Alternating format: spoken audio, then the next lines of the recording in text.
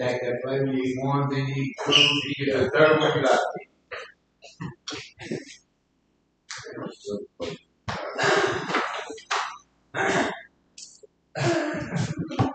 never again. Good.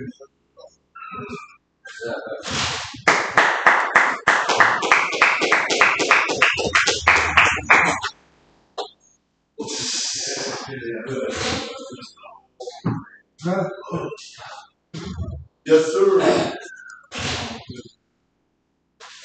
Hell. There. I missed another good class?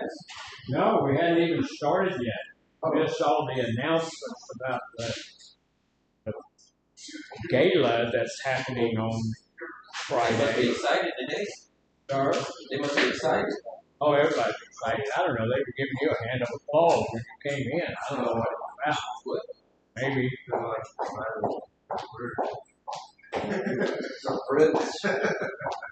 That is French. Nico.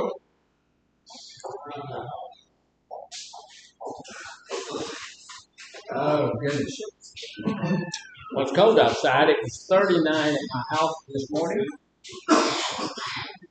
This point. Hey, Mr. G, what church burn down over there? It's a church called El Bethel. Our church's name is Bethel Baptist Church. That means House of God. El Bethel means the House of God. Okay. Say it again. Beth meaning house. Yeah, Bethel. It's Bethel, which means which means House of God. They are going to come, not the pastor, but one of their deacons is going to come and visit with us today, because we have church tonight. And they may be meeting with us. Because our church didn't burn down.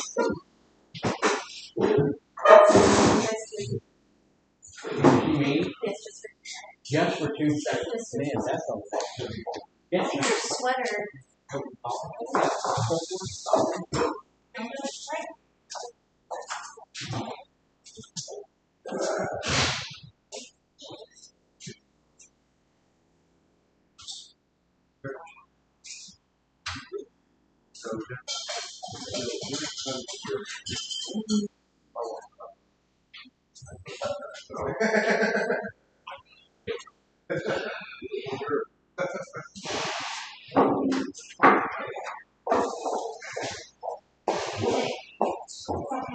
What I do?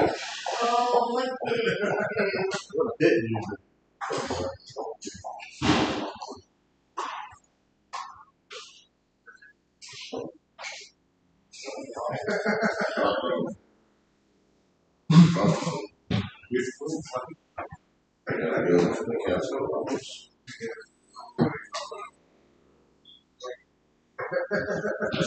A weekly update, I guess.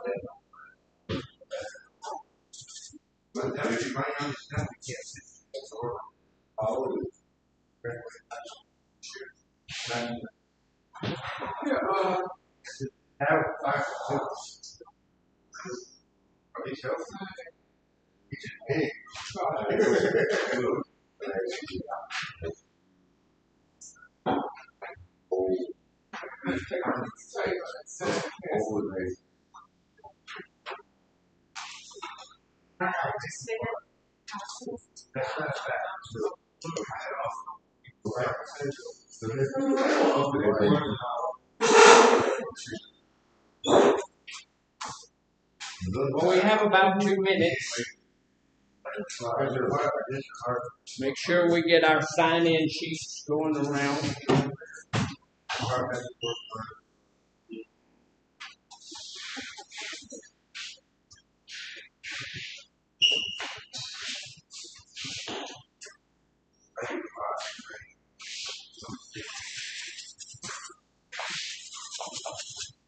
Okay,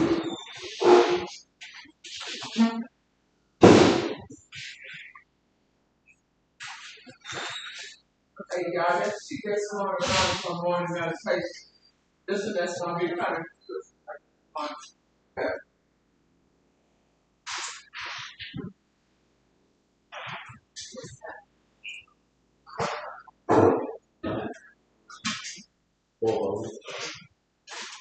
Well, thanks. That's the one, yeah, that's the one, yeah.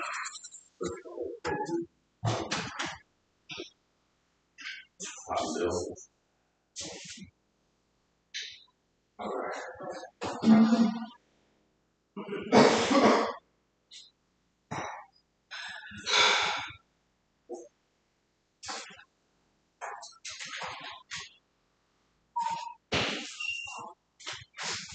Okay.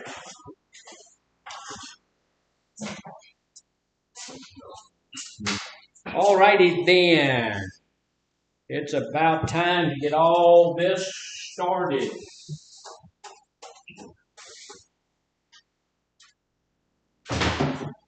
First things, we need to make sure that we have our sign-in sheets. And at North, you guys are doing really, really well with your sign-in sheets. I really appreciate that. You can continue to put them in that thing, that box outside of your classroom. You can put them, and I can pick them up there.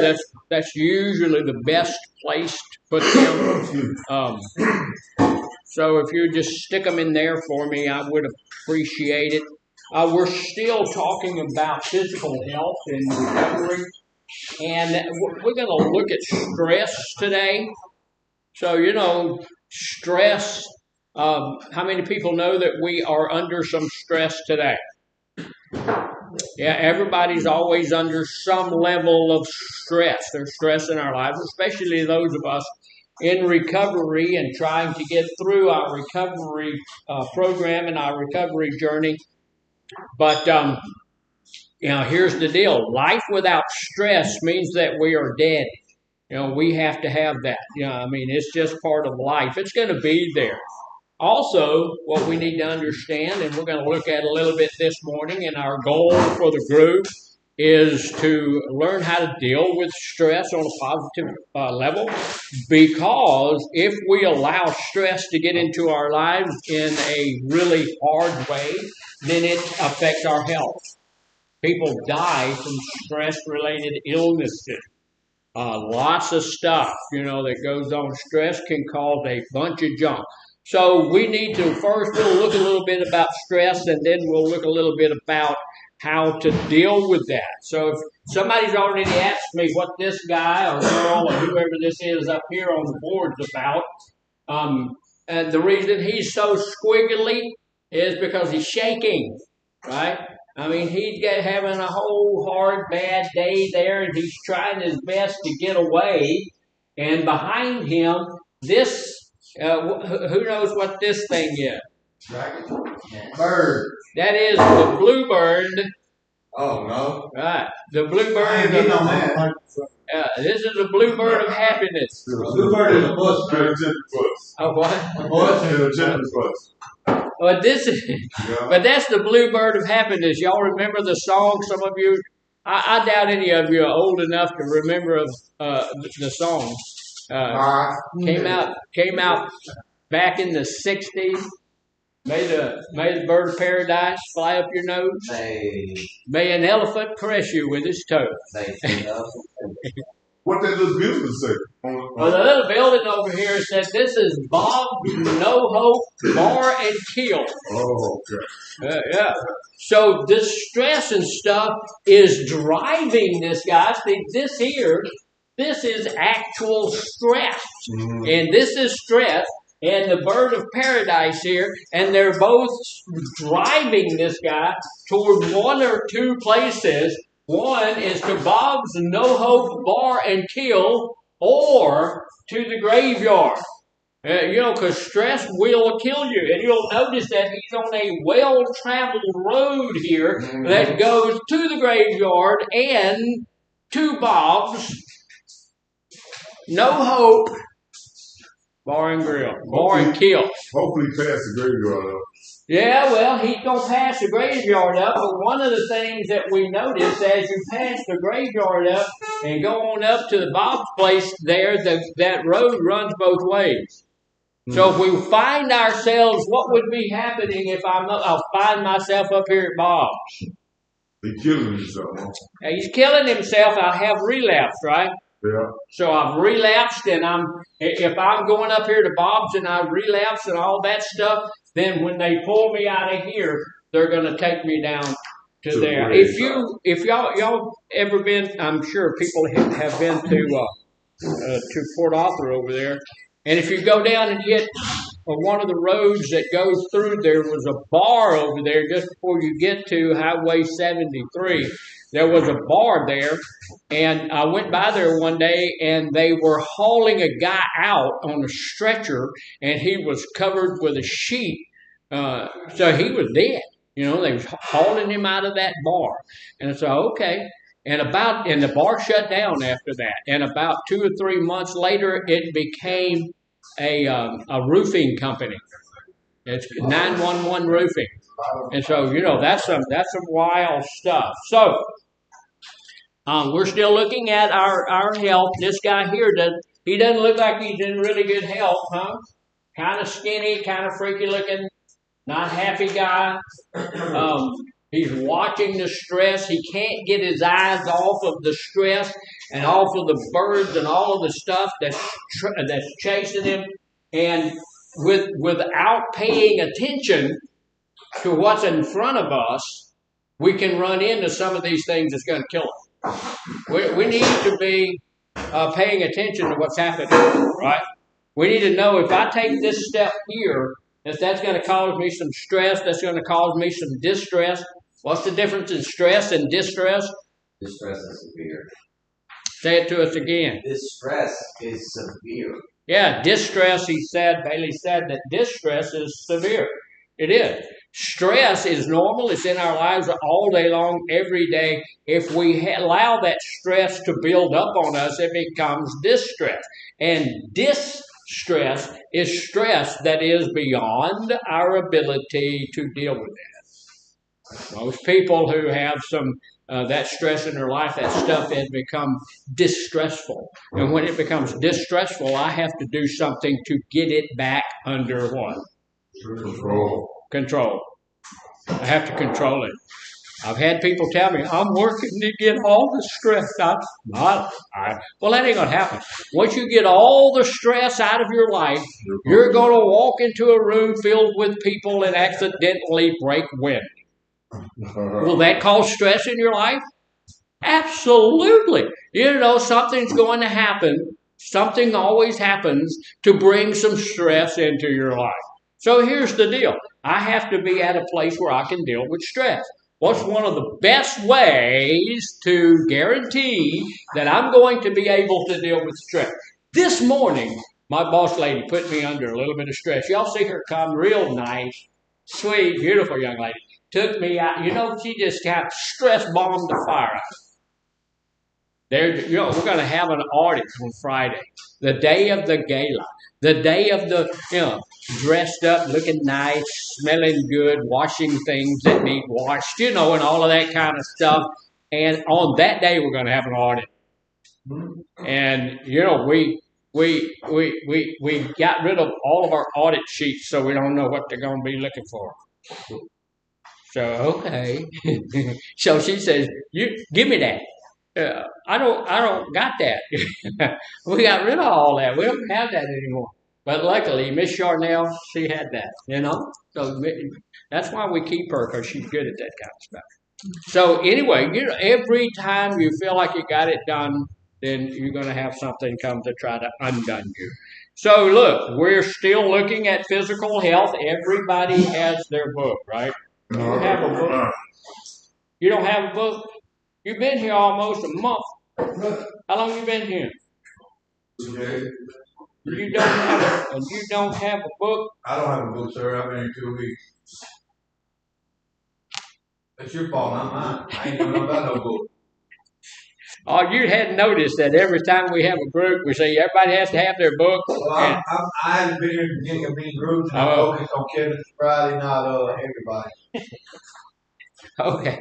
All right. So if you don't have a book, you need to tell your counselor you don't have a book because you can't be reading the magazines when we're doing groups. You got to be reading.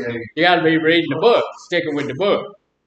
So if you don't have a book, This one? yeah, no, that's not the one you're. That's not the one you're supposed to have. You're talking So, about this book. My bad. yeah. So you do have that. So turn to page 21. If you don't have a book, tell your counselor you need a book. So, everybody's got to have a book. We're going to be on page 21 today for a couple of minutes, not too long. So today's Wednesday. I do want everybody to know, too, a little bit of housekeeping before we begin. Not going to be here tomorrow. Going forward on Mondays and my phone's ringing. On Mondays and Thursdays, we're not going to do. We'll do this group, but we'll be doing. Someone else will be officiating in the group or facilitating the group. So I'm not sure what we'll be doing. But going forward for the month of December, not going to be here on Mondays and Thursdays. So this is Wednesday. So this says, look, we talked about when we got into recovery most of the time, not all of the time, because there's always outliers, but most of the time we have our health is pretty poor. And then we get to a place where we're contemplating, and we decided that was deeply thinking about doing something about our health. The very first thing is lots of people, your counselor, the therapist, and everybody around here really want we're really concerned about your health. We want your health to get to a good place. But until that day that we make the decision to do something about our own health, it's not going to work very well.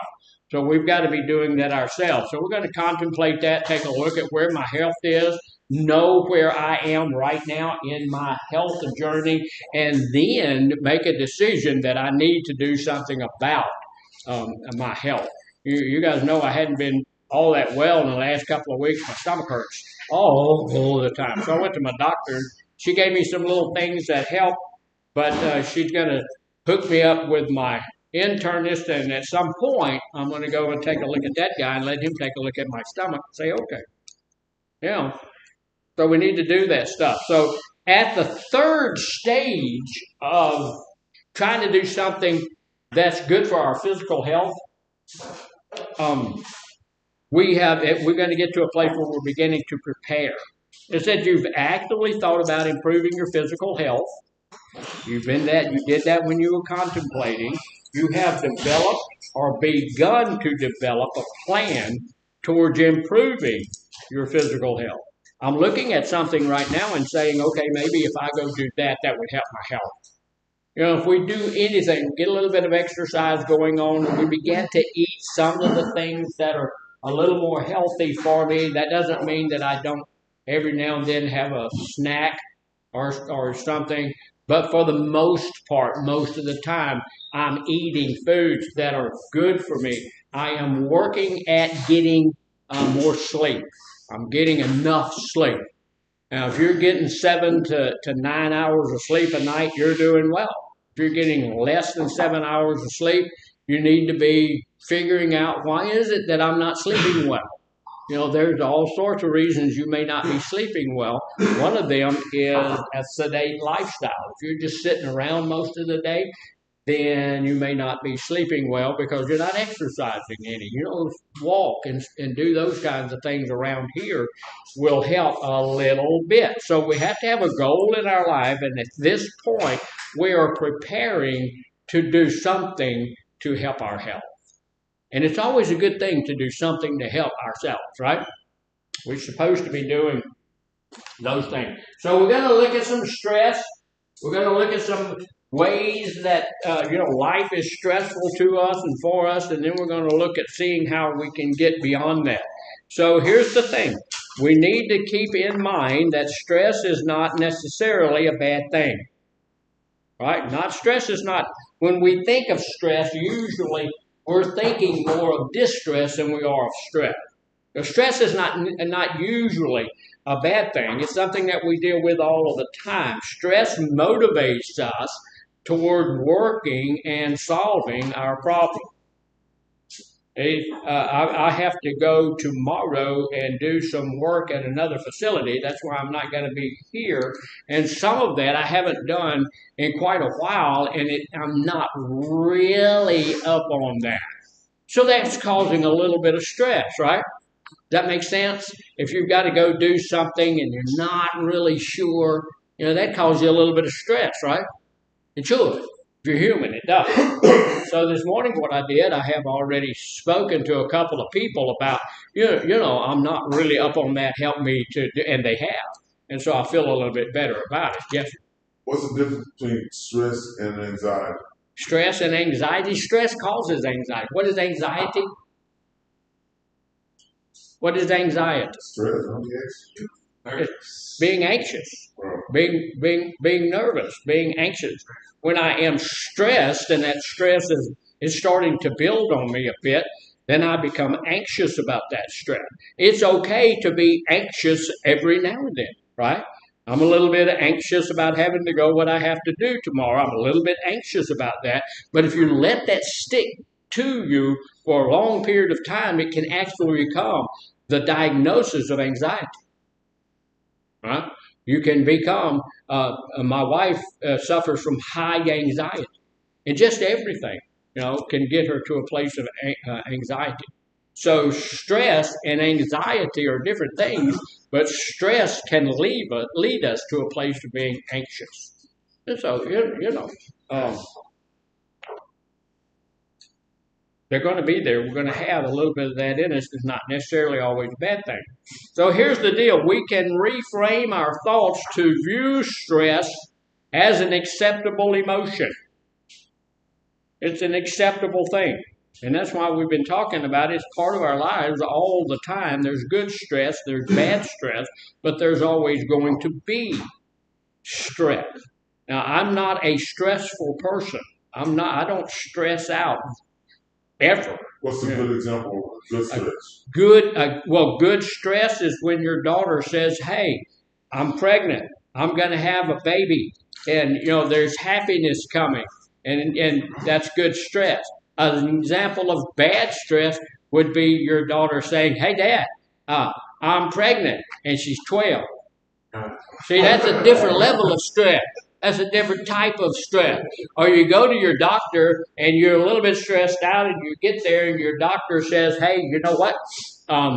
You have this disease, whatever the disease is. But with this medication, we can alleviate that," right? When we go in to see the doctor, is that a stressful situation?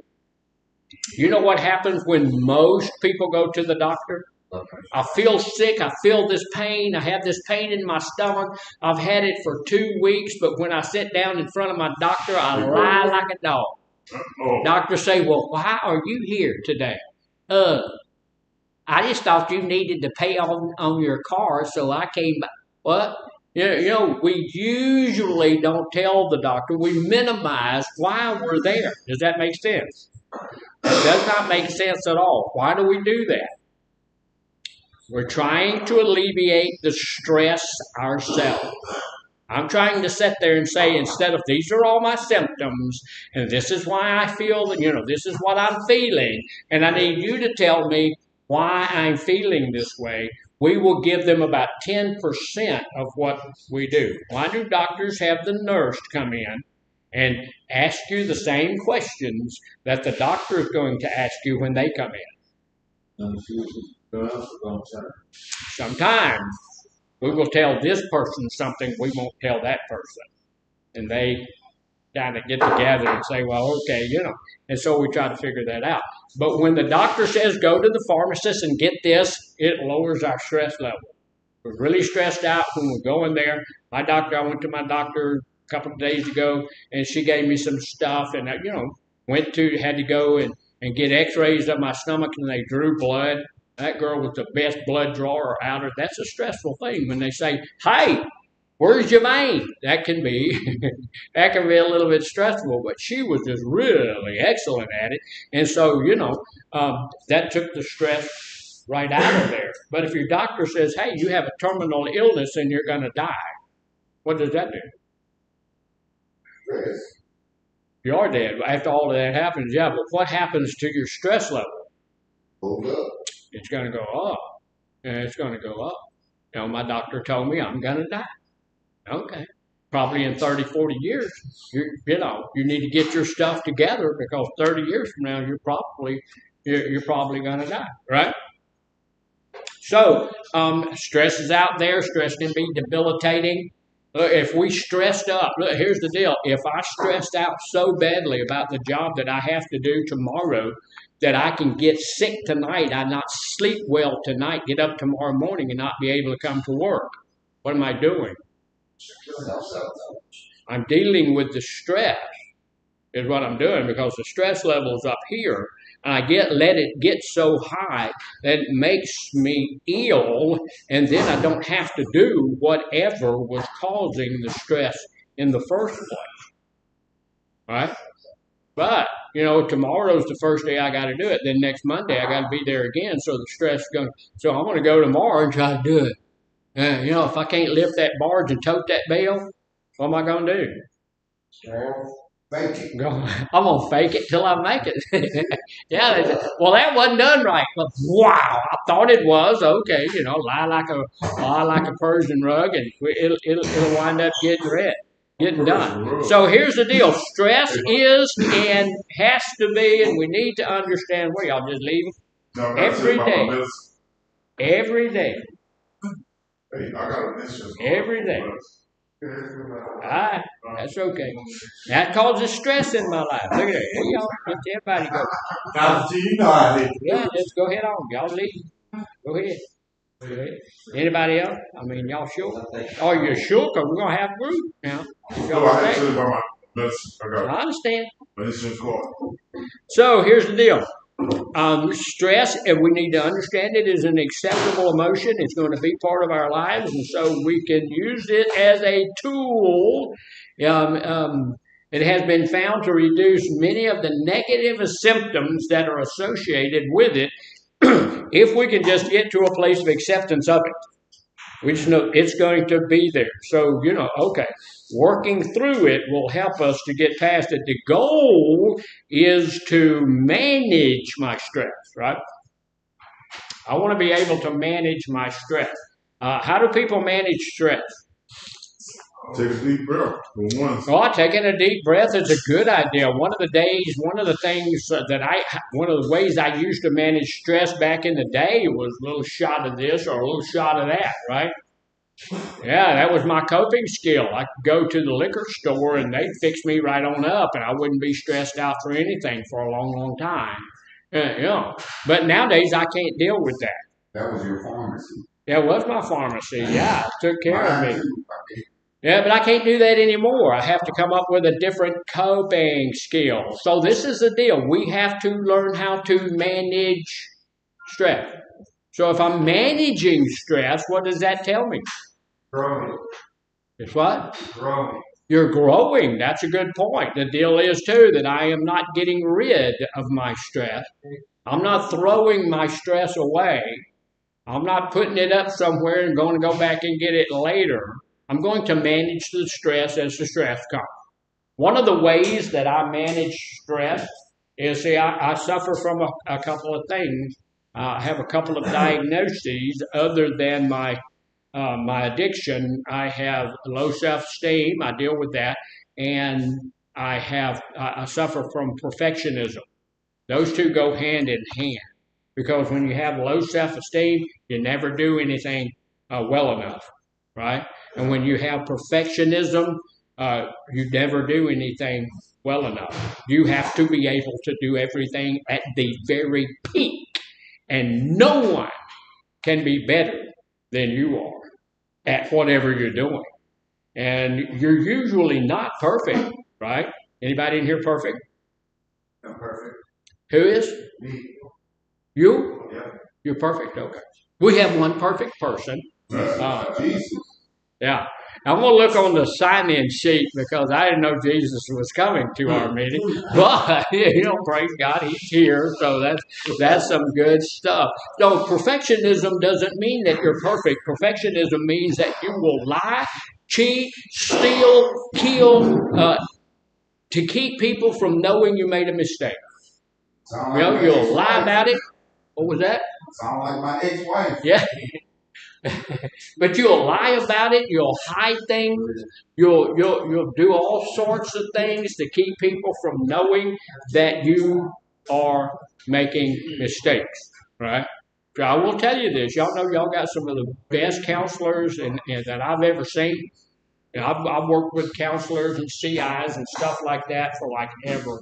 And these are some of the best I've ever seen. Miss Charnel out there is sharper than a stick. She's amazing. She makes mistakes. She does. I sign off on her work, so she does. Not many, but she does. And and I make mistakes. Miss Sierra makes. Everybody makes mistakes. If you suffer from perfectionism, those mistakes are devastating. And so those are the things.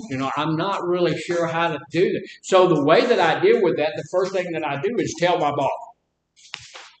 Because back in the day, I would do everything in the world to hide my deficiency. I don't want anybody to know that I'm deficient in anything. And we talked this morning about there's going to be some awards given. And that perfectionism makes me think I should get that. I should be the number one, right? I should get that. But if life is what life is supposed to be, then it would be better for me not to get it, because that helped me deal with that perfectionism, right? And so that's one of the things that stresses me out, is not to be able to do something. So what's problematic about that is Mr. Farmer in there say, hey, we have a guy here, and he needs brain surgery. He really needs it. We don't have the money to pay for it. Can you do that? Yes. You ever done it before? No. It can't be that hard. Just got to put it out there, because I'll give it a shot. We're going to do it. If you lay down, y'all hold him down, and we'll do brain surgery. But see, Doc. sometimes, Come on, Doc. I will. I'm a doctor, so why not? So anyway, we can reduce those negative symptoms that associate with it. The goal is to manage my stress, not to eliminate it. So what are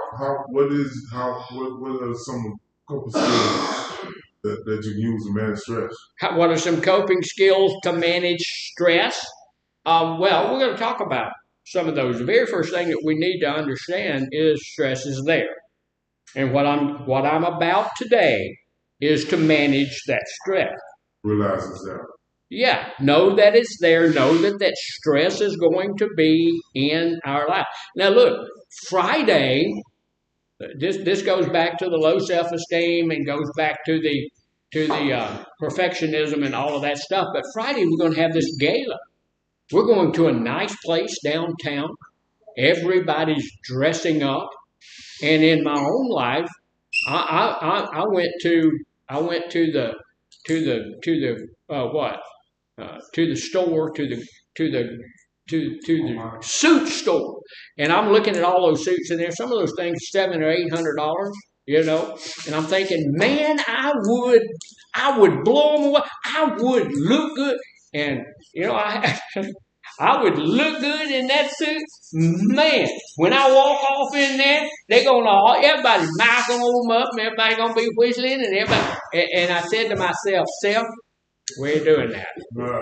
I ain't going to do that. I'm not going to do it. But see, going to that place, trying to look our best, can be stressful. Can't it? It can be a little bit stressful. But we're going to go. We're going to have a good time. We're going to have a good meal, and it's going to be over with in a couple of hours, right? Is they going to give out awards? They're going to give out some awards to the staff and stuff like that, and we're going to have a good time.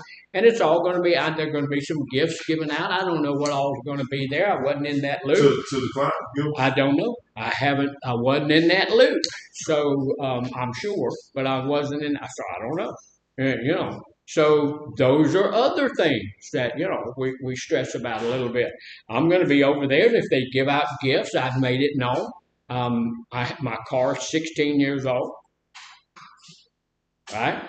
So if you wanted to give me a car, I would take it. I'd really like one of those 1966 Volkswagen Beetle in really good shape. I don't want a piece of junk. I want it really good shape. So anyway, our goal is to manage the stress. It is not to eliminate the stress.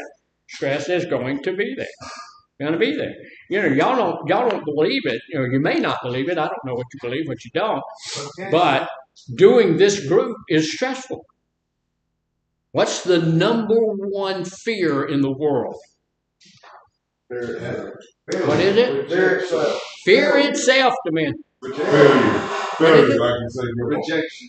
Rejection. That's a big rejection. You think? What is it? Failure. Failure. The unknown. The unknown. Some good ones. What do you think it is? Number one fear in the whole world. It's kind of Yes and no. dying. Dying? No, that's number two, actually. Dying is the number two fear in the world. What's number one? Lose.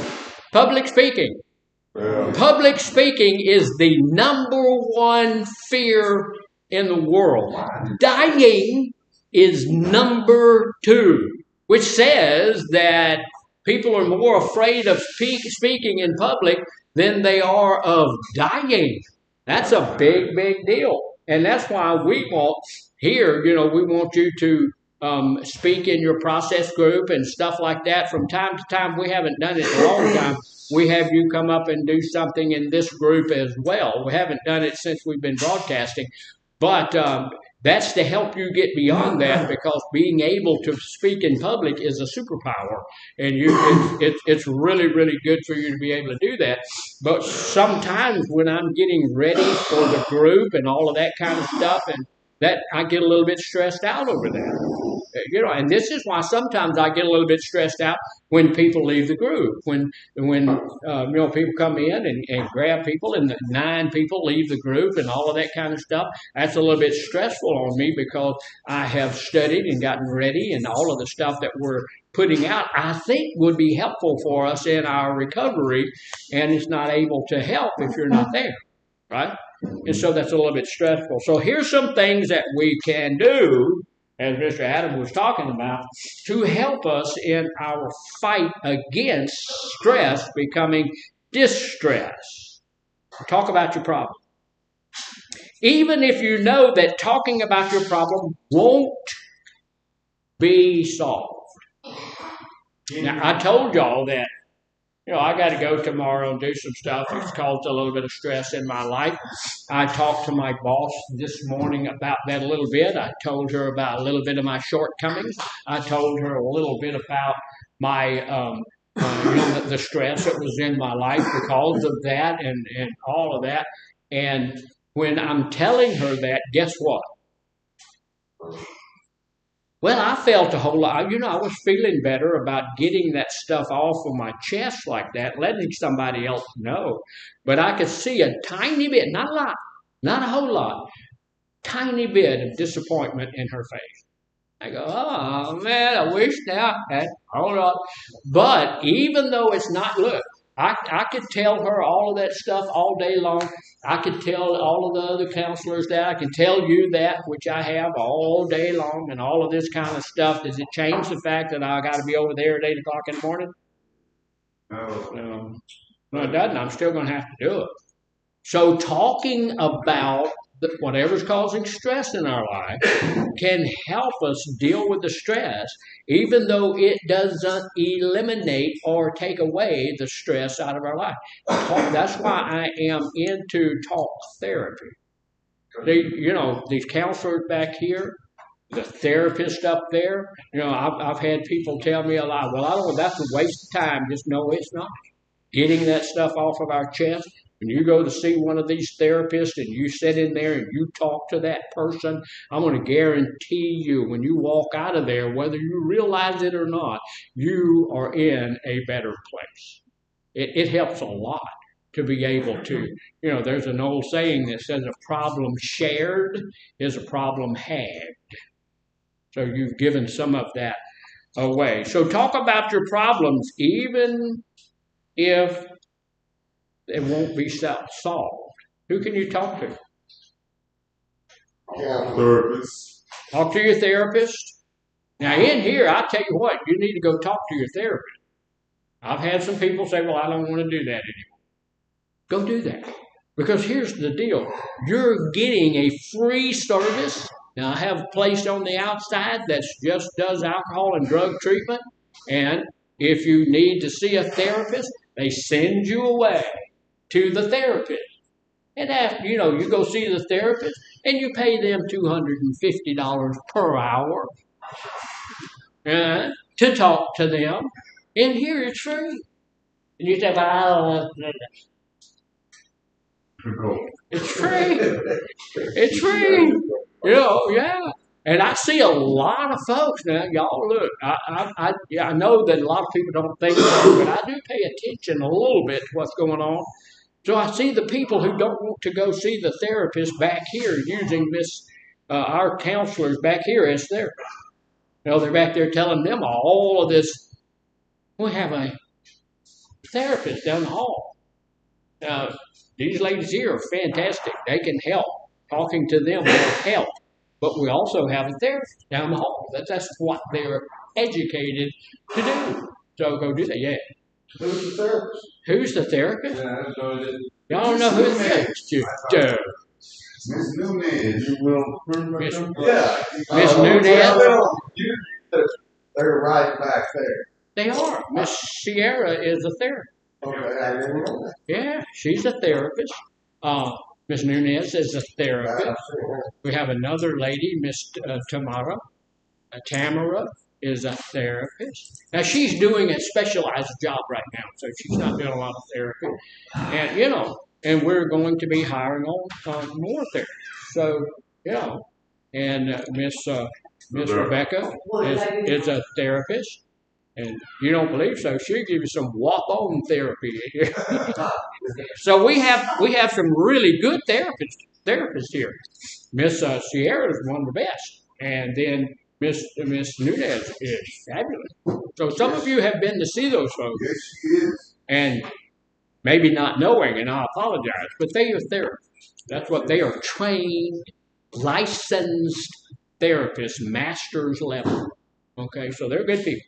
So you can go see those. Talking about your stressors, even if you don't solve those things, releases hormones in your body that reduce the negative feelings associated with stress. Just talking about your issues releases endorphins into your body. And it makes you feel better about what's going on in your life. Look, and this is something because of the issues in my life that I've had to force myself to do. I used to try to hide everything in the world that was negative about me from everybody in the world.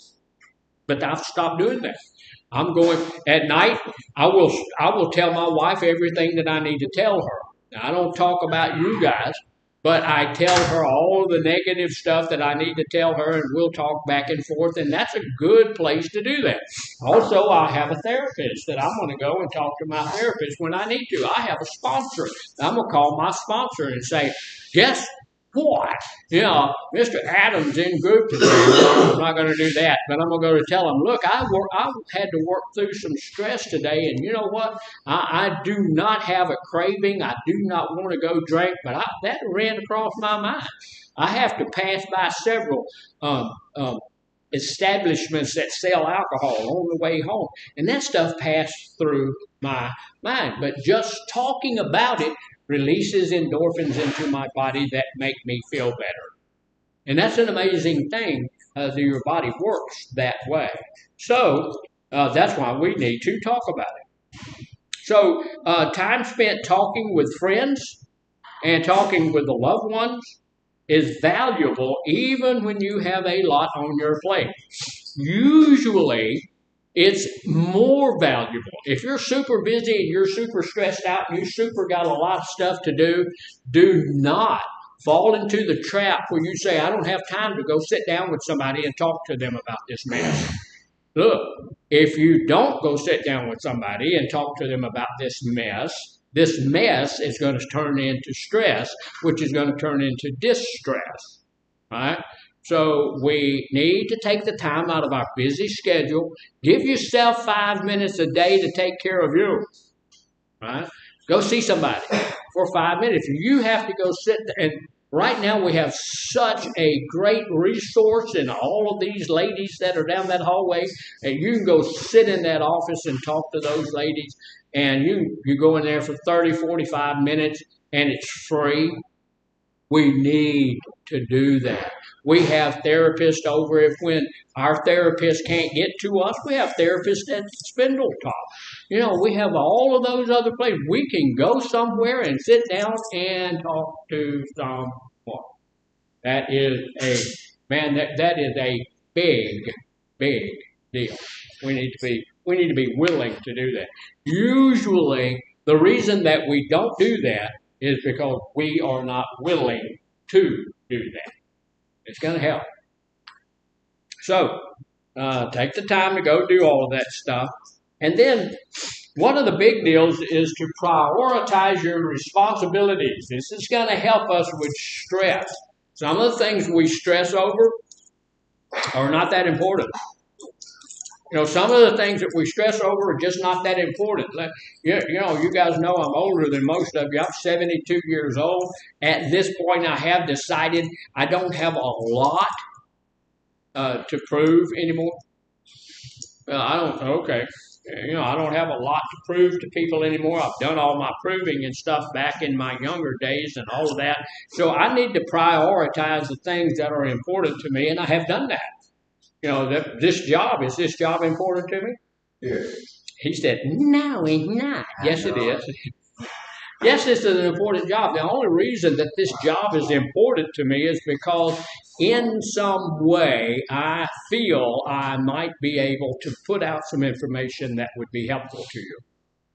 I want to see the people that are coming through here understanding that they can be who they really, truly want to be, right? I don't want to be the best addict in the world, right? I don't want to be the best addict there is. I don't want to be the best cocaine addict, and I don't want to be the best alcoholic that ever lived. I don't want to be the best of all. I want to be the best man that I can be. And over there, you should be the best woman you can be. When I become the best at that, I'll be the best at other things. So my priorities, I have set them up. My priority, my first, and y'all know this, is the Lord Jesus Christ. He's the first priority. And that's one of the things that with the Lord God being my priority, that's one of the things I let people know right off. No matter where I am, I'm a follower of the Lord Jesus Christ. That's it. I am a pastor and a preacher, but we're not doing that here. But if you want to talk to me about it, there's my office over there. You can come in, you can refute that, or we can talk about our like-mindedness or whatever you want to do. But so prioritize those things. My family is part of my prioritization. My recovery is part of my priority scales. My job is part of my priority. This place gets a lot of priority for me because I'm here 5 days a week, and so it has to be. So focus on completing quick tasks first. If there's something you can get out of the way, get it out of the way. Get it done. And don't procrastinate. Well, that's not going to take me long, so I'll do it. Now, sometimes I do that. I still do that. Sometimes, I have things I have to do. So right after our group, I load up, I go get my stuff from north over there, and then I'll go to lunch, or I'll do this and I'll do that, and then I come back over here, and it's 2 o'clock in the afternoon, and I haven't done my notes. Now, the notes that I do pretty extensive notes, and I type pretty well, so it takes me about 30 minutes, 35 minutes to do the notes and to get them out to everybody that they go to. But it takes a little bit of time to do that, but it's not that hard, and it's a quick task. And if I, right after group, would go in there and do my notes, it'd make more sense. But I don't do that. Sometimes I don't. Sometimes I do, but sometimes I don't. So we need to prioritize those things. We need to know what we can do quickly, and then we need to do those first. Focus on completing quick tasks first. If I can get that done, it's got to be out of the way, because having too many to-dos, things that I have to do, can be stressful. All right? Can be stressful, even if none of them are very big. If I got 35 little bitty things that I've got to do that day, then they're going to be stressful. And the big deal is that if I've got 35 things I'm going to have to do today, is there a possibility that I may not get them all done? Yes. So what happens to them? Going the next day. They roll over into the next day, and now I've got 39 things to do the next day. And I've had that happen to me. Procrastinating. Well, I'll get, good grief, it's 5 o'clock. I have to go to my house. Right? And you'll notice that some of the times we're feeting out of here pretty quickly. And that's the end of the day. Everything is done. Most of us have to drive a long way to get to town. I'm an hour away from here. So it takes me at least that to get there. Quickly knocking out the small tasks will clear up your mind to focus on whatever larger responsibilities you have. One of the counselors, and I are we have this plan where we're going to meet with a few clients for whatever reason. But that's a big deal. That's one of our big things that we have to do. We get tied up. We were supposed to meet with 4 different individuals, and we got so many other things have popped up and come along that we met with 2. And last week, all 4 were supposed, but those little things kept building up. So it's imperative that we focus on our responsibilities and get those things prioritized. What do I need to do first? That doesn't mean, if you look at that, that doesn't mean the most important thing. Usually what I want to do first is get rid of the things, get the things out of my way that I can get done quickly and move on. So if I can do, in this next hour, if I can do 3 or 4 different things, I can get those things done, get them out of the way, and then the really big, important things that we have to do, I can focus on those better. I can do them better. So because they're more important, I want to make sure that I have the time to do them. But if I do the big things, those little things are still going to be there rambling around in the back. They don't go away. Not usually. Now, here's the deal, too. This is one big thing that we need to be doing, and that's focusing on the basics. Focusing on the basics. What are the basics? What can I do? Stress can start a harmful cycle where basic needs are neglected.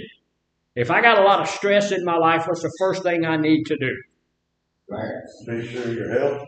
Maintain your health. Relaxing is part of maintaining your health. I need to make sure that, I looked up yesterday, day before yesterday, and I hadn't eaten all day. I hadn't eaten anything. But I had gotten this done, that done, but I hadn't eaten, And I said, Why haven't I eaten? Is that because I'm not? Yeah, there was a point in time during that day that I was hungry, but I had to go do this and I had to go do that. And okay, I did those things, and then it's like 3 o'clock in the afternoon, and I hadn't eaten. And so we're not paying attention to the basic things. You have to eat. How often should you eat? 3 times a day. He said 3 times a day. 5 times a day is what usually, that's what bodybuilders do, and health people recommend that you eat 5 times a day. You take your meals and cut them into smaller meals. You have a large meal in the morning, a snack. Then at midday you have a medium-sized meal, and then between that meal and the last meal you have a snack, and then at the last meal of the day you have a small meal. We do it backwards. We have a small breakfast, a bigger lunch, and a huge supper, and no snacks. And that's why we're all, a lot of us have issues with weight. So we just need to switch that around. Have a big y'all ever seen an English breakfast or a Scottish breakfast?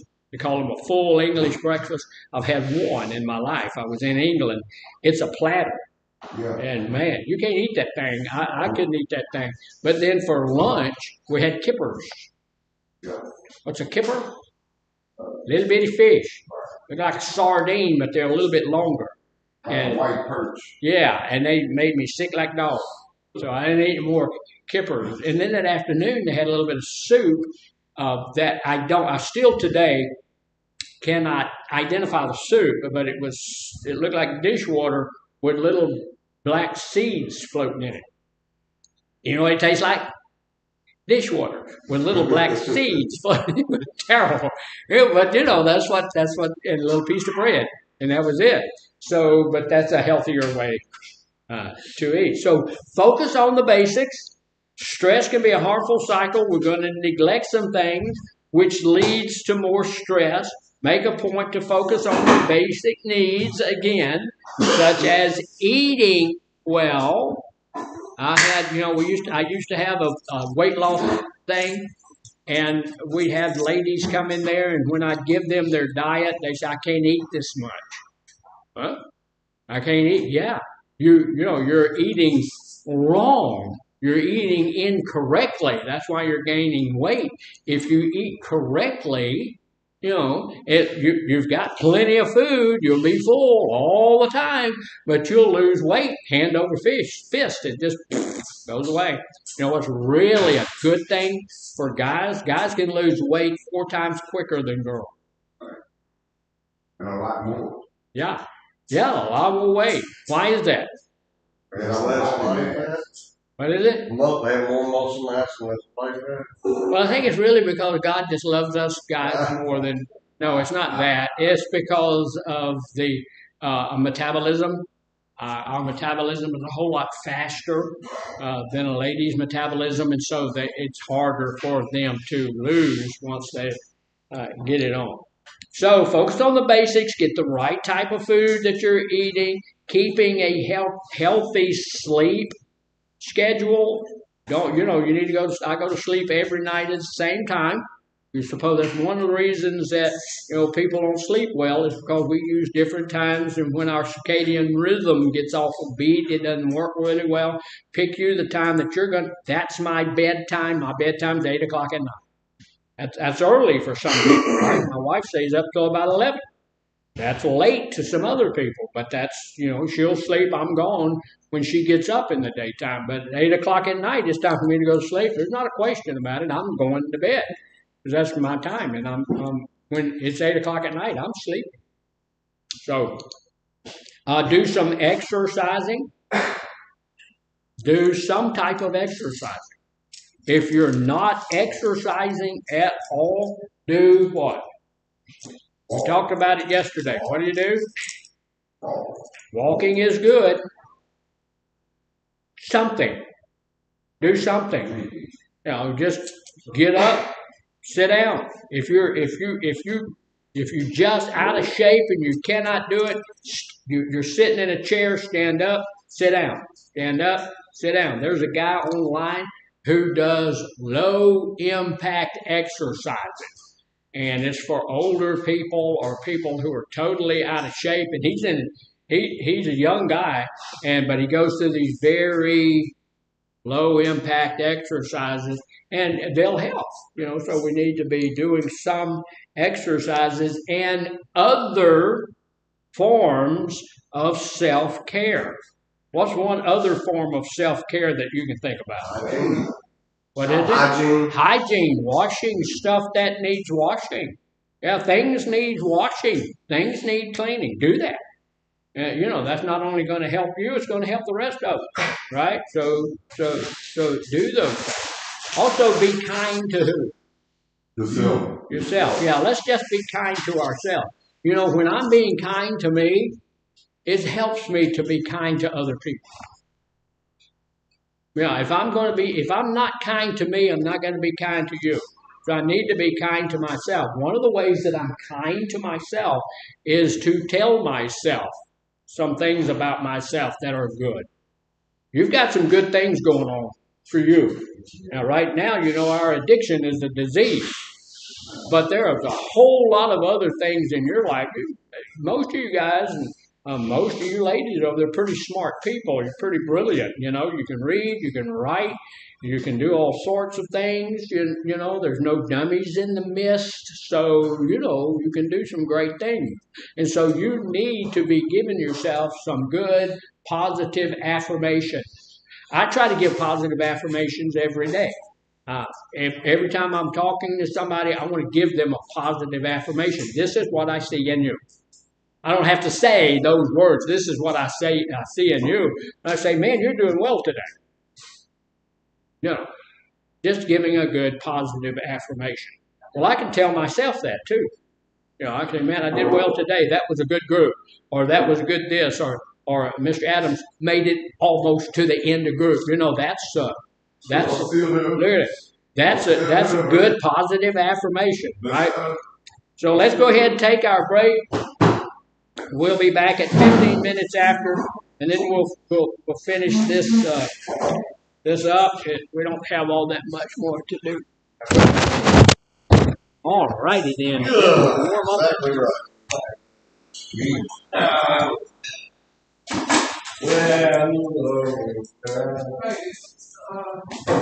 Hi. Yes. Mr. Rice is your right? Sorry. Rice is your right? Yes. Hey, we sleep well too. Why? You thinking about switching that schedule up?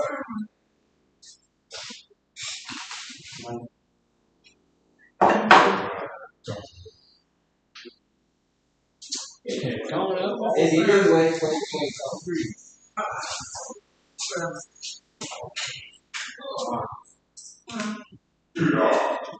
Man, let's do it. What's the first one?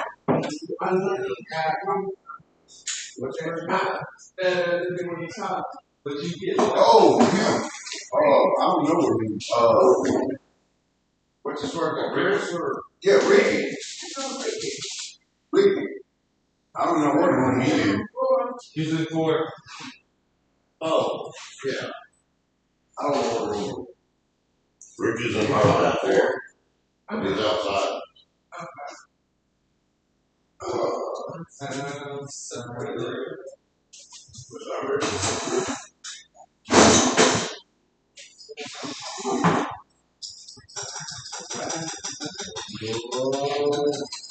Ow.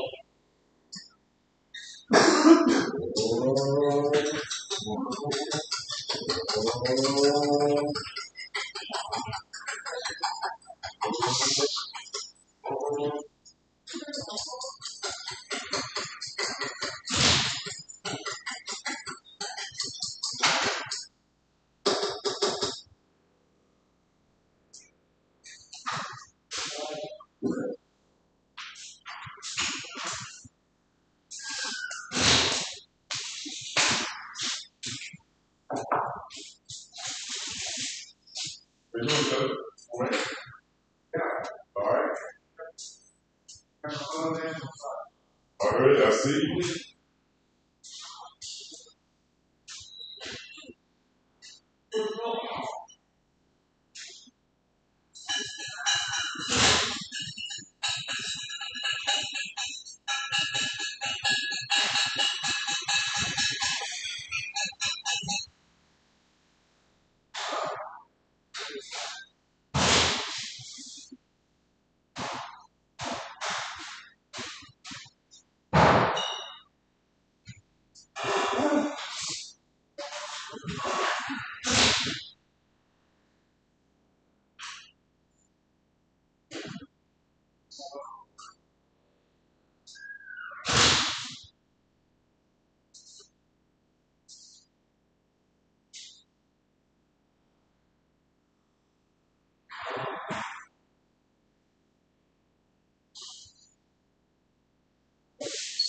One.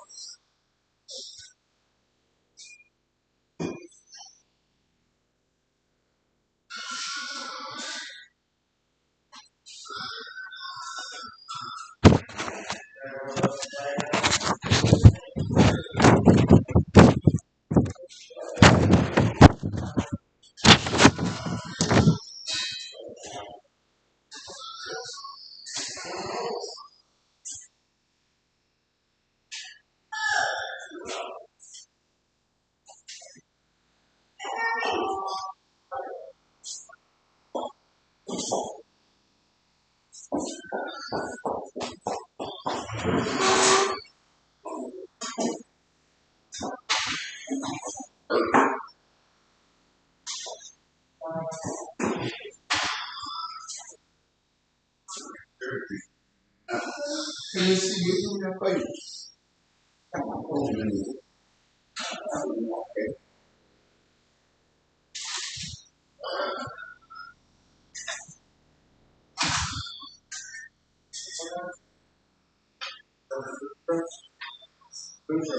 let him know. Hey, boss.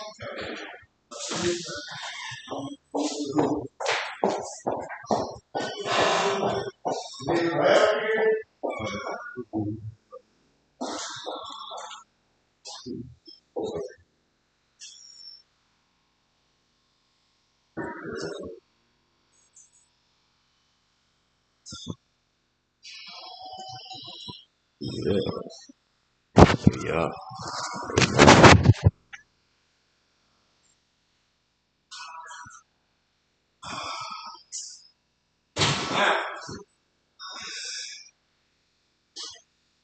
That is strange. Here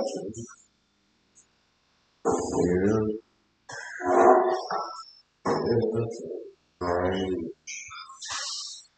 happening here.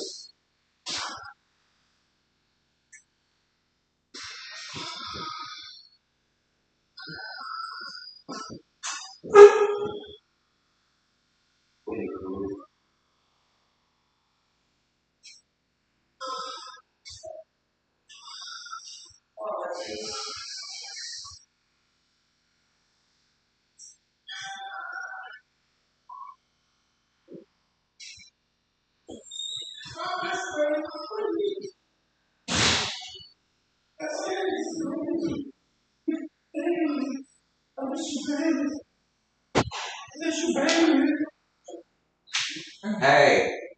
Oh, I'm not supposed to say that. Alright. That's not the first time you said it though. You said it wrong. Spell it out.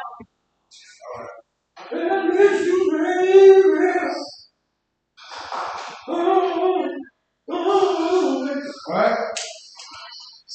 Alright.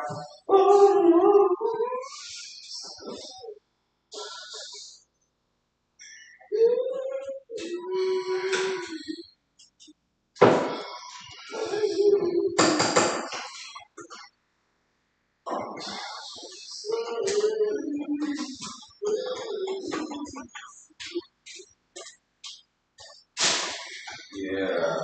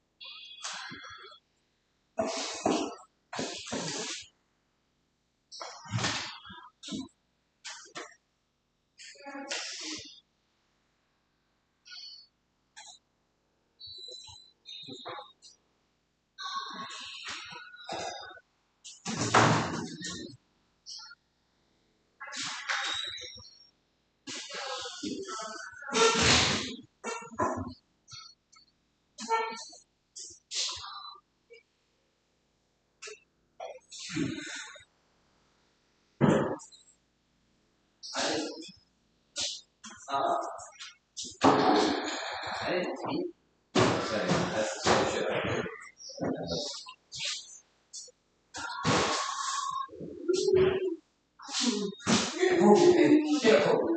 Who's thinking of that? No more play. No more.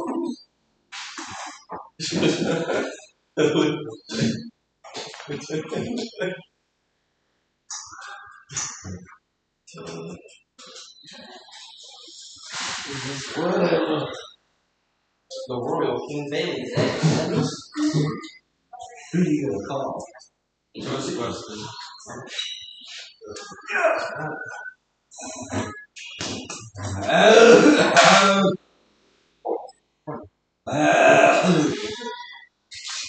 Smells like oranges. Smells good.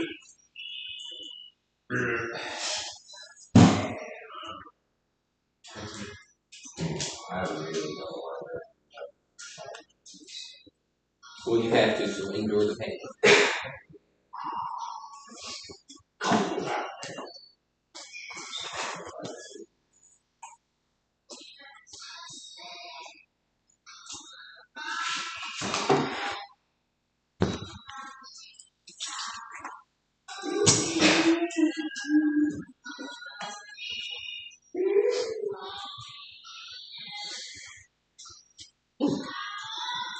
Went up 9 degrees at my house. Went up from 39 to 48.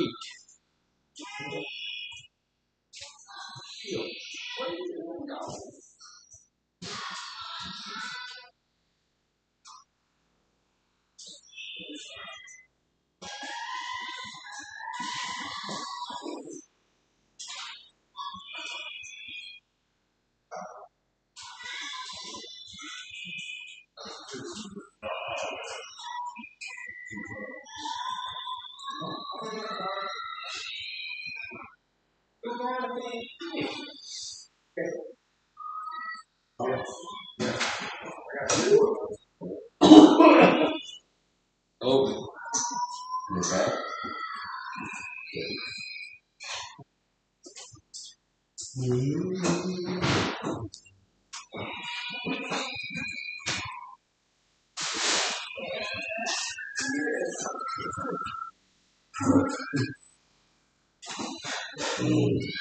That makes it halfway then. That's pretty big. Look at that. Oh, this is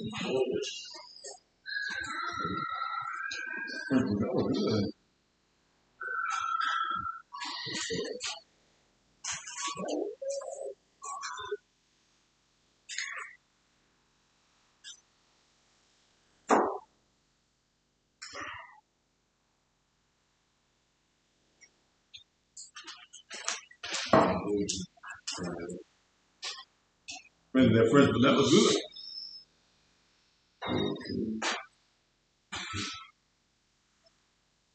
our shit.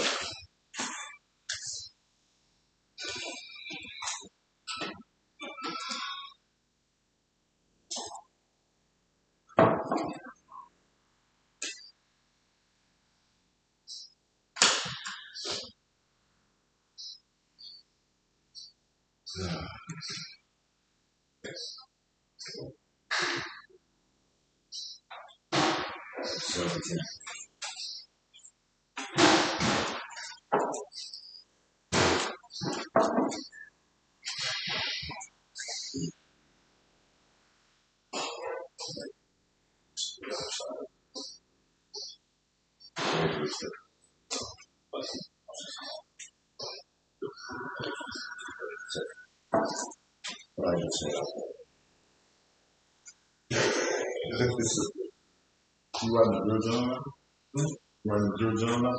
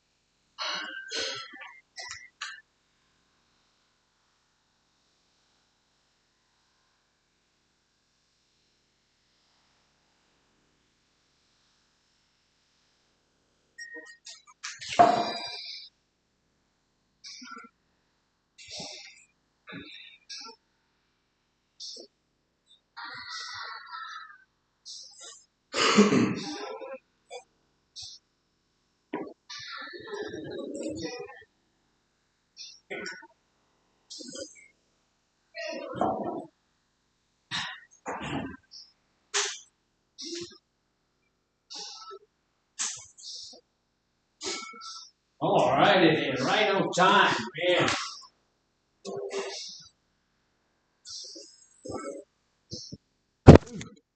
All righty then. We're kind of on holiday schedule here a little bit because I'm still working through some of the turkey.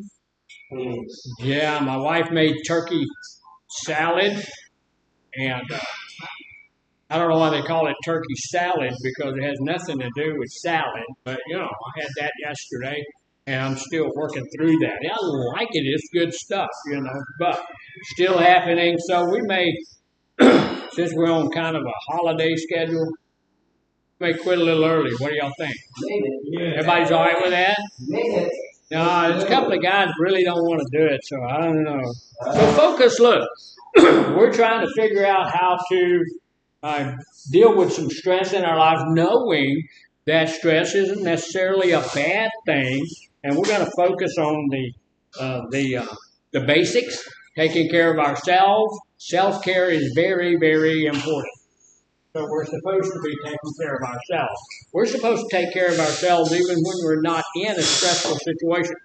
If we take care of ourselves, we get ourselves in good shape, we eat right, we sleep right, we'll be able to deal with stress when it comes up on the scene. There is almost a zero chance that we're going to go through life without some type of stress.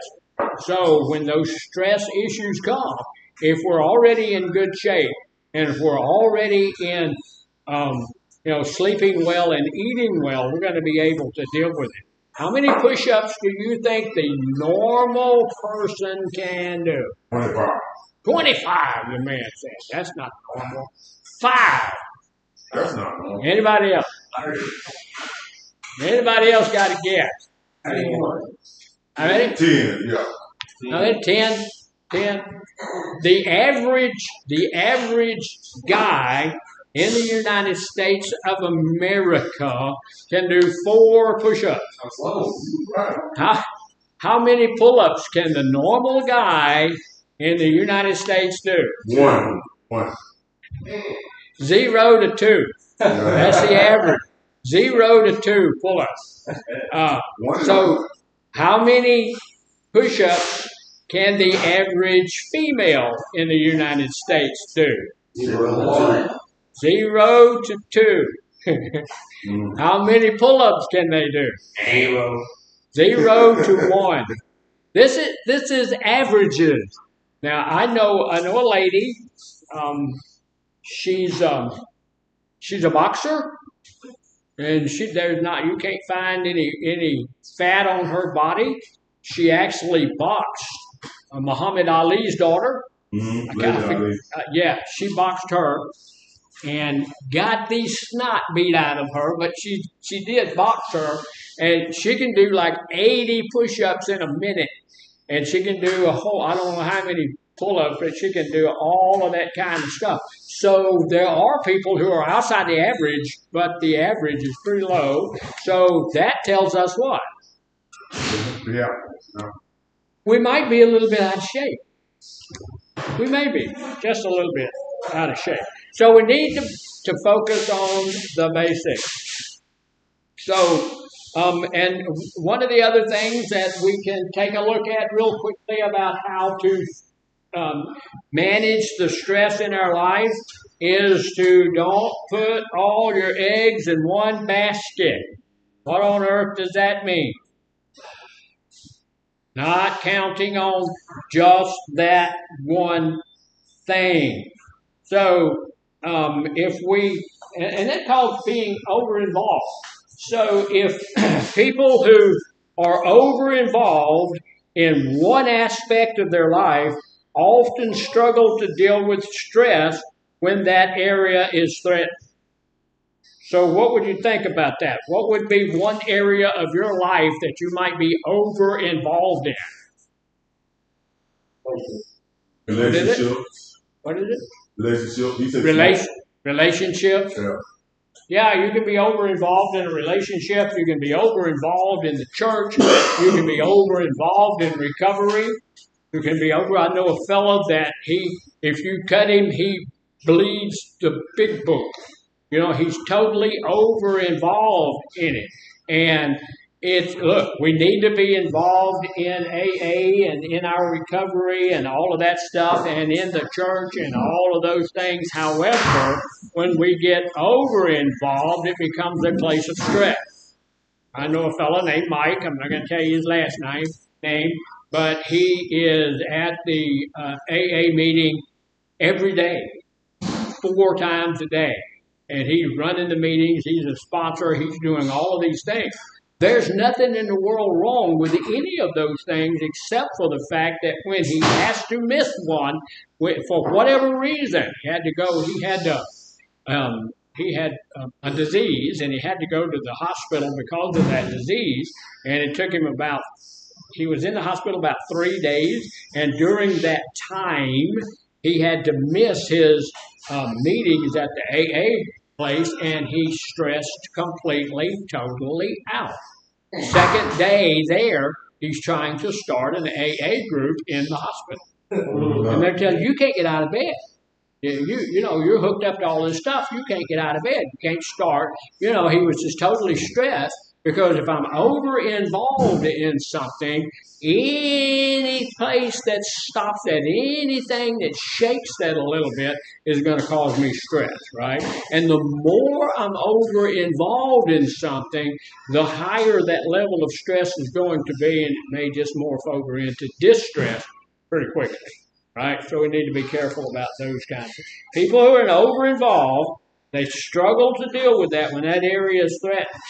So we need to balance our time, balance our energy between several different areas, such as your career. Should you be involved in your career? Absolutely. If you're not involved in your career will not be involved in you very long. Right? You need to be somebody that cares about that. One of the things my dad taught me, he didn't teach me a whole lot, but one of the things he did teach me was that when you're working somewhere, know where the broom is. So, okay, what's that about? So, anytime the boss is on the floor, you're sweeping. Anytime the boss is walking through, anytime the boss is you're sweeping. And when it comes time to lay people off, you're going to be the last one because they know that if there's nothing to do, at least you're cleaning up. You know, you're going to know where the broom is. We need to be involved in our career. What if you're a counselor or something like that? We have to take courses. If you have a master's degree, then you only have to take 20 hours of continuing education every year. If you don't have a master's degree, you're at the bachelor's level, you have to take 40 hours of every 2 years in order to stay current. So that's staying involved in our careers and doing all of those kinds of things. And we have to renew our license every 2 years.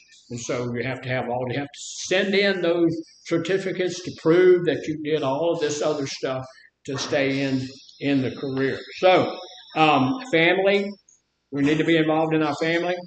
Well, of course, that's a silly question, isn't it? Yeah. If you are in a family, then being part of that family demands that we be part of that family. right? We're going to be part of that family. We're going to be doing the things that families do together. One of the things that we're missing a lot, used to every day families ate together in the evening. Dad came home and the whole family ate together in the evening. We don't do that much anymore. My wife and I do, but right now we're not because she's on a special diet. And so she's done all the eating she's going to do by the time I get home. And so, we can't do that together, but we do other things. You need to be involved in some friendships. We need to have a certain amount of friends. How many friends do you think are in that? How many people you think? How many friends do we usually have? What's the average? Two. Two is the average.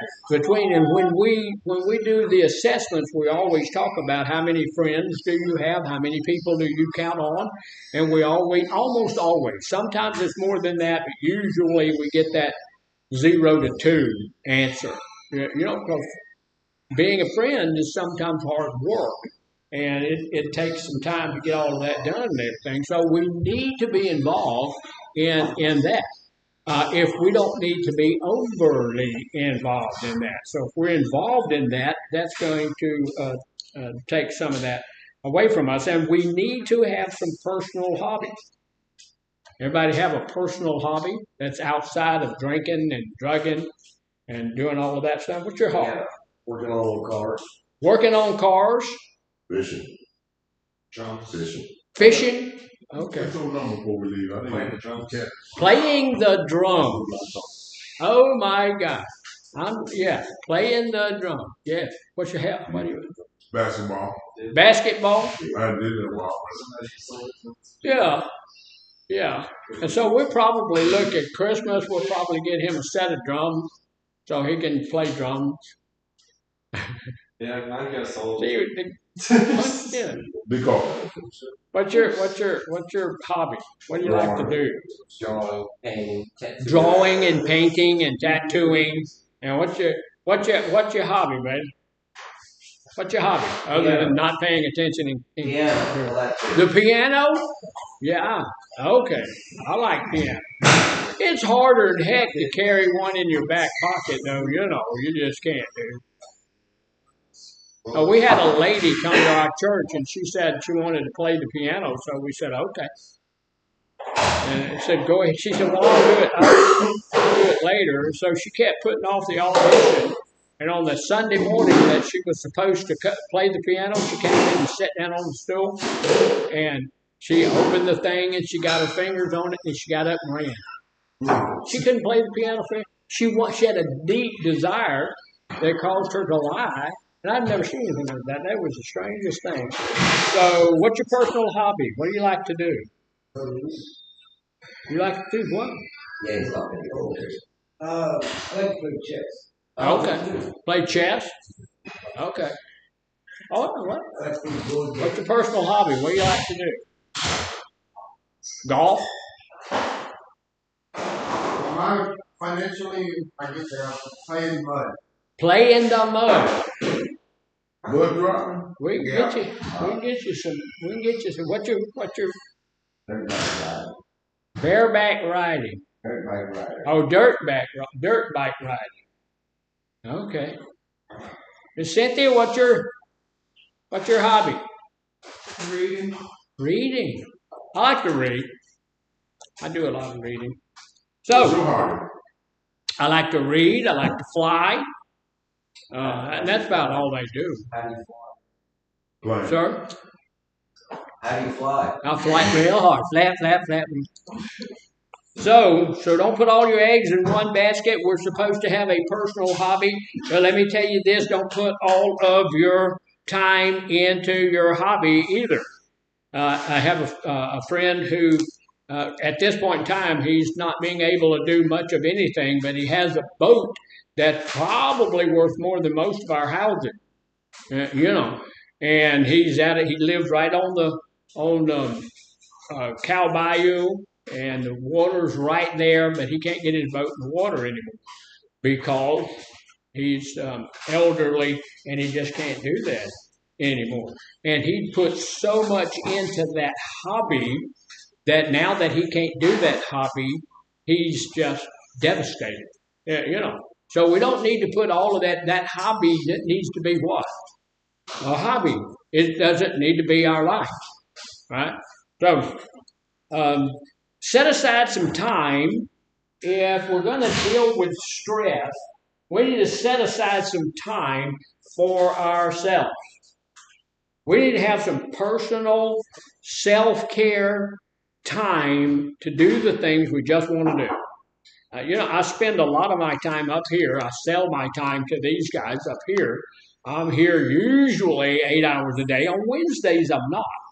Because on Wednesdays, I leave about 2 o'clock in the afternoon because I pastor a church and I have to go all the way to my home, pick up my wife, and then go all the way to church. Well, this was one of the things that my bosses and all of those, we talked about that before I hired on over here. This is something that I need to do, and they agreed with that.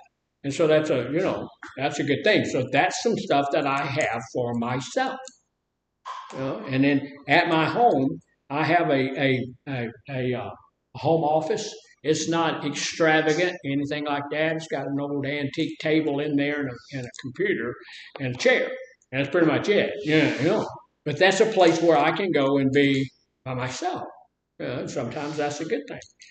If you're flying an airplane and no one wants to fly with you for some odd reason, you get up, I don't know, 1,500 feet, 1,200 feet, and just fly around. You can see everything so well. You can see stuff, and it's just wonderful. And, but you're by yourself. Anybody ever been in a 172 Cessna? Milton has. Very loud. Been in a helicopter, but not. Very loud. Say it again? Helicopters, but not. Yeah, I've been in a helicopter too. I don't like helicopters. Okay. I was in a helicopter going offshore, and I'm sitting in the back of the helicopter, a little bitty R5 helicopter, and the drive shaft on the helicopter is right there. It's got a little cover over it, but it's right there coming past, going back to the tail rotor, and it's right there at your ear. And I'm going, okay. I don't like helicopters. You ever seen a helicopter crash? Yeah. When a helicopter crashes, they destroy themselves and anything around them. That big old stinking thing, man, when it hits the ground, that rotor is going to kill everybody within a half a mile radius. It's just, Well, thank you. I'm not going to get on another call. No, I don't like helicopters. Now, if you go down in a 172, the engine quits. You can glide for 35, 40 miles. A 747 can glide for 300 miles. Right? Not a helicopter, that's a plane. No, that's a fixed wing aircraft. A helicopter, they try to auto rotate, which means that the blades are still going to go around and coming down, but 90% of the time when that thing hits the ground, I don't like them. All right, so set some time aside for yourself. Some of the time, look, I will just take some time myself. I'll go out to the airport and just sit out there. Now, for a while, they stopped you from doing that. Back when they had all of this stuff at 9/11, you couldn't go to the airport. You can now. That was 25 years ago. So you can go back to the airport now and just sit in the parking lot and watch the airplanes take off. Or just go to there's other places where the airplanes are parked. You can just go and look. And sometimes I do that. That's just some good time by myself out there. And I like doing that. So personal time usually gets moved to the bottom of the list or is not ever put on the list. We really don't realize how badly we need personal time. We need to have time that we can set aside for ourselves that is for ourselves. That's what I'm going to do. If you're going to be in a relationship, You have got to pour into that relationship. If you're going to be in a friendship, you have got to pour into that friendship. If you're going to be in a family, you've got to pour into that family. There's just so much that is vying for our time that doing something personal just for me is sometimes not even on the list. And we wind up, if it is on the list, we put it way down at the bottom of the list, and especially when things get hectic. If things get hectic, and around here as we get closer and closer to Christmas, things are going to get hectic, right? Yeah. I was coming to work it was probably 2 or 3 weeks ago, and I'm noticing houses already have their lights up. And I'm thinking, why on earth would people put their lights up and their trees up 2 weeks before Thanksgiving? Yeah. And then it dawned on me, as it gets closer to Christmas, well, they're not probably going to have time to fool with that. I'm going to put my tree up this weekend. I seen they do it for Halloween, Christmas light. For Halloween. Oh, yeah. By Halloween, getting those Christmas lights up and stuff. And I saw a crew.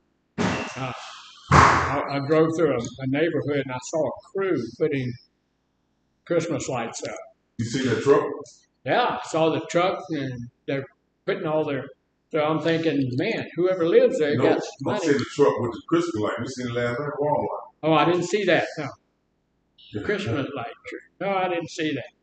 So, however, when personal time gets neglected, when we decide we don't have time for personal time, everything else tends to suffer.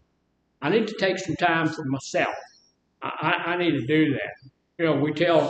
We have counselors burn out all the time. I worked at the prison for 16 and a half years, and I had counselors come and they're burned out.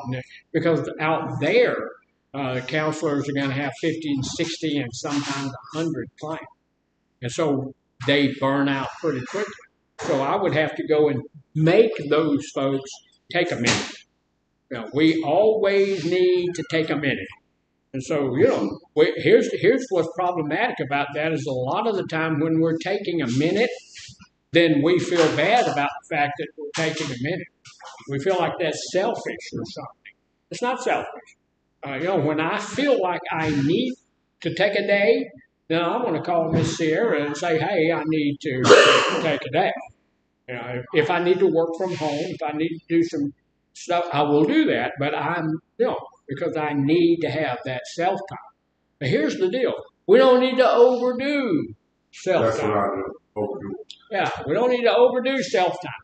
We don't need to be, look, I'm all about me, and I'm all about doing this, and I'm not going to go to work, and I'm not going to get a job because I'm doing self-care. No, that's not self-care. That's selflessness, right? Selfishness. So, being selfish is not self-care, right? Self-care is taking a minute out of a month. All right, it says, look, set aside time to relax and time to have some fun every day.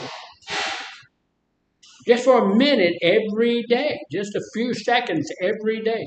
When I get through with our group over here, I have to go over to North Point and get the signage sheets over there.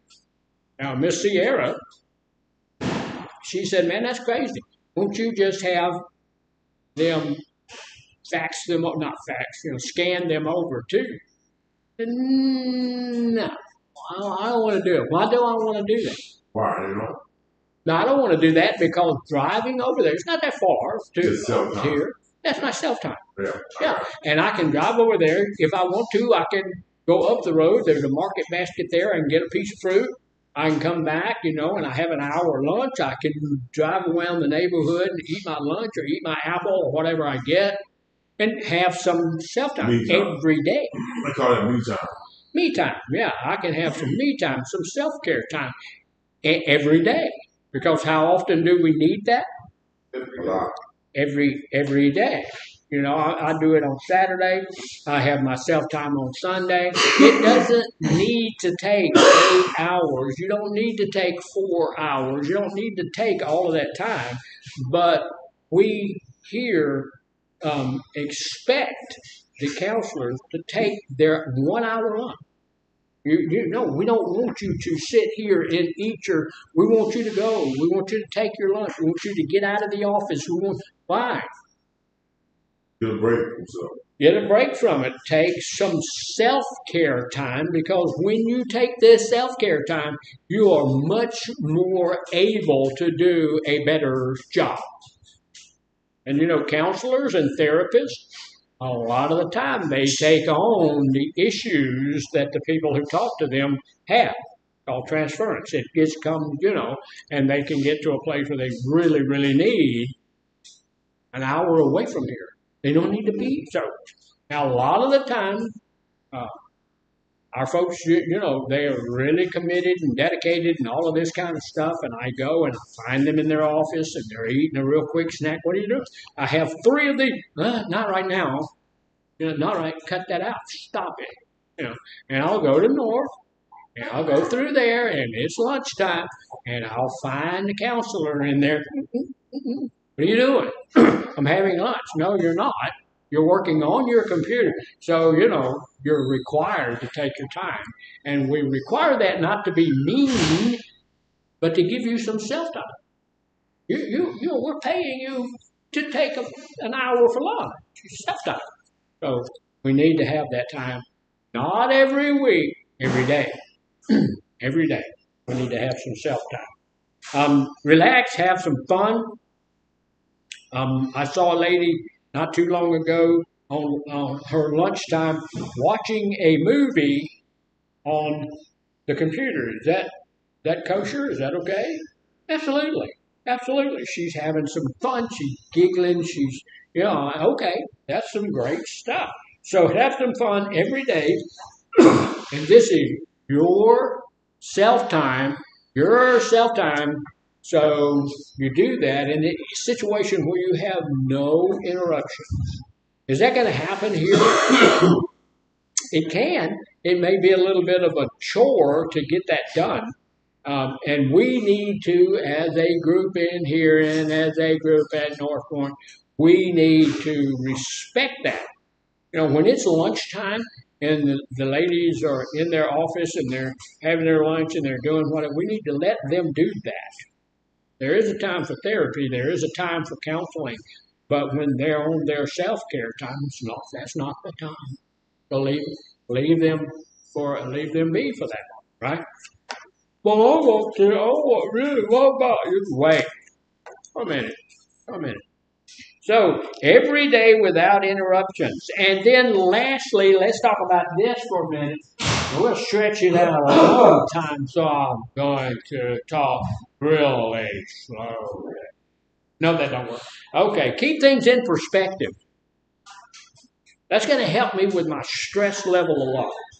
And one of the things I like to ask people is, no matter what has happened to you, and we do this in our anger thing, no matter what has happened, how is it going to affect you 5 years from now? 5 years from now, you're not even going to remember it. My wife likes to watch all of these crime shows, and the guy goes in and says, "What were you doing January the 5th, 1992? Well, I was over at such and such house and we had steak and eggs. What? How do ain't nobody gonna remember that. And that's just so fake and all of that kind of stuff. Nobody's gonna remember that. So 5 years from now, whatever somebody said to you, whatever thing that caused you a bunch of stupid stress is not going to count for anything, right? 5 years from now, about 1 year from now. No, not a year from now. It's not going to be anything. Whatever Bubba said to you, whatever Bubette said to you, whatever Bubette did to you, probably not going to be a big deal a month from now, right? Probably not an hour from now. We think, okay, they said they shouldn't have. An hour from now, I'm having lunch. We had a guy in our church. We do communion. We do the Lord's Supper once a month. And we always talk about, look, if you have anything against anybody, forgive them. Now you have to. The Bible tells you. If you have anything against anybody, don't take the Lord's Supper. You could die from it. Just don't do that. You don't want to take it with that in your heart. And so we have this one guy that the whole time he was there, he never took the Lord's Supper. He had something in his heart against somebody, a lady, that he could not let go. So he's the guy that I've told you all about. He was 51, 52, something happened. He died in his apartment. So what's sad about it, it's always sad he died that young, but it's also sad that whatever that thing was that he had in his heart that he couldn't turn loose from, he took it to the grave. That's horrible. That's not good. Yeah. So, but whatever it is, we've got to learn, okay, I can let that go. It won't cause me any more stress. And within just a very short period of time, it's known to mean absolutely nothing to me. So we need to understand that, just keep things in perspective. In the heat of the moment, everybody here knows, right? We have heated moments. Yeah. I try my level best not to have any heated moment. I don't want to have a heated moment. I don't want to get angry, because when I get angry, there's two things that I know. First off, that was my choice. I did that because I wanted to. That's the only way you can get angry. You have to know it's always my choice. And the second thing we need to know is that it lowers my IQ by up to 40 points. So I'm going to say things that I really don't mean in the heat of the moment. So I don't want the moment to get heated, right? So before I let that moment get heated, I can stop it and head that off a little bit. Little problems in the heat of the moment, little problems, little tiny things can seem bigger than they really are. Somebody said something, somebody did something, it seemed bigger than it really is. Take a step back. We just need to stop. Take a step back. The little thing that we've heard 1,000 years ago said, count to 10. When you feel yourself getting angry, count to 10. Will that work? Yeah, it can help. I had some guy in the group tell me, said, yeah, you count to 10. And then on 11, you punch them in the head. That's not what that's for. You count to 10, you back away, you get out of the situation, you stop, and let it go. Letting it go sometimes is not the easiest thing in the world that we do. Letting it go sometimes is monumental. But still, I do my very level best.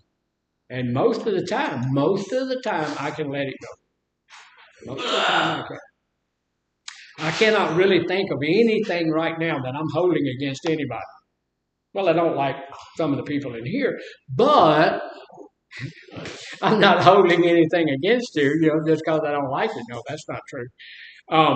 But I can't really think of anybody. I was trying to think. I can't think of anybody I'm holding anything against. And that's a good thing. And some of them have done some pretty egregious things, but you just let that go. So take a step back.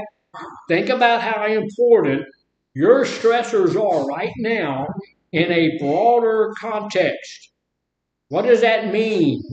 Because that person said or did something to me, how much is that going to slow down the rotation of the earth? No. Not at all, right? How is that going to affect the moon and the way that it rotates around the earth? Probably not much at all. How's that going to affect my life in general? Nothing. Now, if I go to a bad place with it and I cause some crap with it, then it might affect my life. But if I don't, it's not going to, right? You just need to think about those kinds of things. Your stressors are not going to do that big a deal. Will they matter? We just talked about that. Will they matter in a week? Probably not. Will they matter in a year? Certainly not. So here's one of the good things that can help us create a healthier perspective. Write about your stressors. What? Write about it? Write about it, journal about it, write about the things that stress you out. I have done that. The big thing, and y'all recognize this, the big thing that stresses me out is my inability to do anything, no matter what it is. No matter what it is, my inability to do anything stresses me out. I watched a 747, 350 landing the other day, in the cockpit. You sit on Facebook, landing. And they showed it landing, and I watched this array from that side of that cockpit to that side of that cockpit. I'm thinking, oh my God. And, how on earth could a person learn all of these things and be able to fly an airplane of that magnitude and land? It was a smooth, perfect landing as it landed.